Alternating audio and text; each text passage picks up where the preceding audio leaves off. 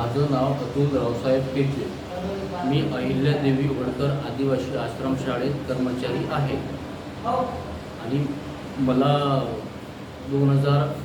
तिथून 2024मध्ये कार्यमुक्त केलं आणि याच्या अगोदर पण मला 2018मध्ये कार्यमुक्त केलं होतं. कार्यमुक्त करायचे कारण दाखवले होते त्यांनी की 1 ते 4 बंद केली म्हणून, आणि तिथली पटसंख्या जास्त असल्या कारणानं आम्हाला कार्यमुक्त करता येत नाही. पण त्यांनी जाणून बुजून आमच्यावर त्यांनी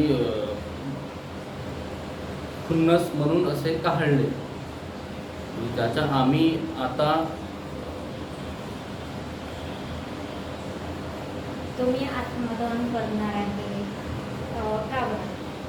हां, आम्ही आत्मदहन याच्यासाठी करणार आहे की आमच्यावर खूप अन्याय होत आहे. कारण आम्हाला आता 3/2/2024मध्ये कार्यमुक्त केलं.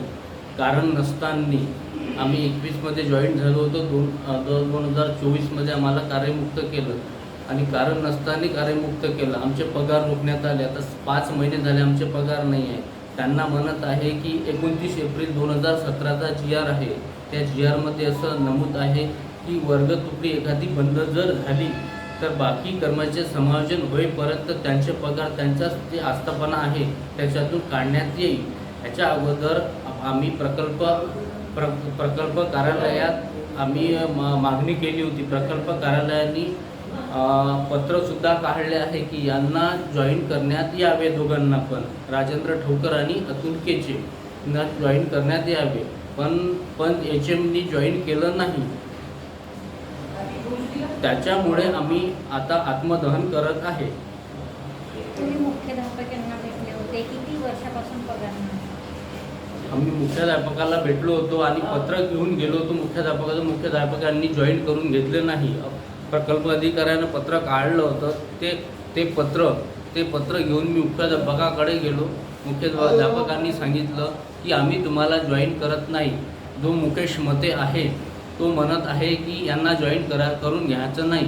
तो मुकेश मते मारण्याची धमकी आम्हाला देते. नेहमीच म्हणते तो की यांना घ्यायचं नाही, यांना म्हणजे आम्हाला मारून टाकेल असं तसं म्हणते. तुम्ही ही कंप्लेंट कोणाकडे केली आहे? आम्ही कंप्लेंट आदिवासी ऑफिस, अप्पर आयुक्त, प्रकल्प आयुक्तात कंप्लेंट केली आहे. कोणाकडे? इशूकर PO, प्रकल्प अधिकारी PO साहेब आहे इशूकर म्हणून, त्यांच्याकडे केली आहे. त्यांनी हेरिंग पण घेतली होती. हेरिंगमध्ये त्यांनी सांगितलं होतं यांना जॉईन करून घ्या, पण HM साहेबांनी जॉईन करून घेतलं नाही. कलेक्टर यांच्याकडे वगैरे भेटले होते?